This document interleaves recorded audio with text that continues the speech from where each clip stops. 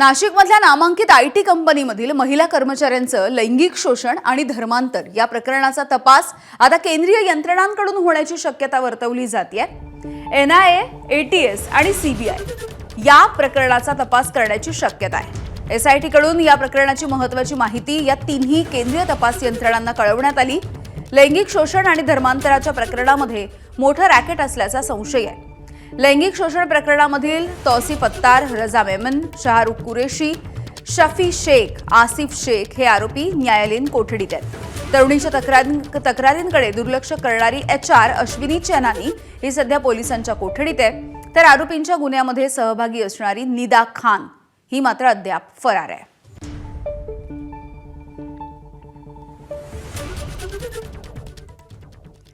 तर या कंपनीमधल्या महिलांचं लैंगिक शोषण आणि धर्मांतराच्या प्रकरणामधल्या आरोपींच्या घरावरती बुलडोजर चालवण्याची मागणी आमदार देवयानी फरांदेंनी केली आहे, तर गोपीचंद पडळकर यांनी या सगळ्या प्रकाराला कॉर्पोरेट जिहाद असं नाव दिलंय।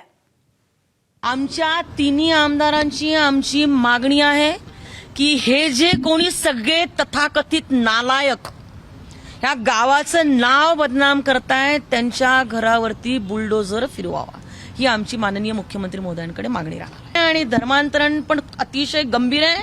लग्न झालाय हरामखोर आणि आमच्या मुलींवरती बलात्कार करतोय, खरात असेल तर खरात, ह्या सगळ्यांना मी तर म्हणेल चौकामध्ये फाशी द्या।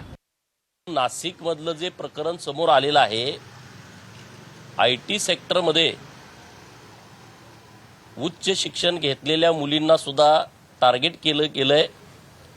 हा कॉर्पोरेट जिहाद आहे।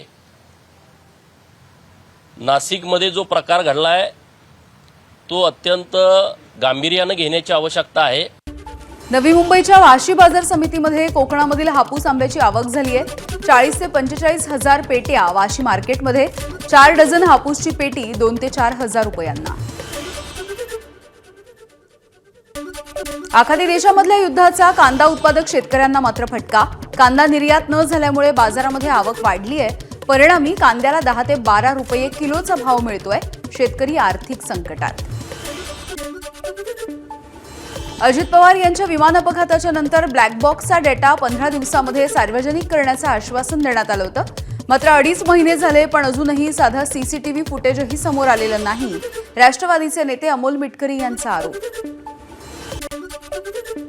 संतोष देशमुख हत्या प्रकरण मिटवण्यासाठी एका जागेवरती बोलवण्यात आलं होतं, मात्र त्या जागेवरती गेलो नाही। धनंजय देशमुख यांचा दावा, न्यायासाठी लढतोय आणि लढत राहणार असंही केलं स्पष्ट। जळगावमध्ये जनक्रांती मोर्चाचे प्रदेशाध्यक्ष मुकुंद सपकाळे यांच्यावरती जीवघेणा हल्ला करण्यात आला। भर दिवसा बाईकवरून आलेल्यांनी कार अडवून जोरदार दगडफेक केली। बॅनर छपाईच्या वादामधून हल्ला झाल्याची माहिती आहे। हल्ला करणाऱ्यांचा शोध सुरू आहे। बीडच्या अंबाजोगाईमधल्या योगेश्वरी शिक्षण संस्थेच्या शाळेमधून ख्रिश्चन धर्माचा प्रसार होत असल्याचा हिंदू संघटनांचा आरोप। शाळेमधल्या कपाटामध्ये पुस्तकं सापडली आहेत। चौकशी करून कारवाई करण्याची शिक्षण संस्थेची मागणी।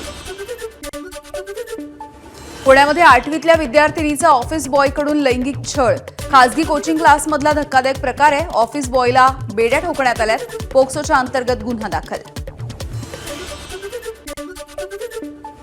तू काळा आहेस आणि लायकीचा नाहीस असं म्हणत पत्नीनं पतीची हत्या केली आहे। चोरानं पतीची हत्या केल्याचा बनाव पत्नीनं रचला। पोलिसांच्या चौकशीनंतर प्रियकराच्या मदतीनं पतीला संपवल्याचं उघड झालंय। मध्य प्रदेशामधल्या धार जिल्ह्यामधल्या घटनेमुळे खळबळ। विरार चर्चगेट AC लोकलमधून एका श्वानाचा प्रवास। लोकलमध्ये आरामात बसून या श्वानानं गारेगार प्रवास केलाय। प्रवाशांनी त्याचा व्हिडिओ हा कॅमेरामध्ये कैद केलाय। रेल्वे प्रशासनाच्या सुरक्षेमधली त्रुटी या निमित्तानं समोर आली आहे।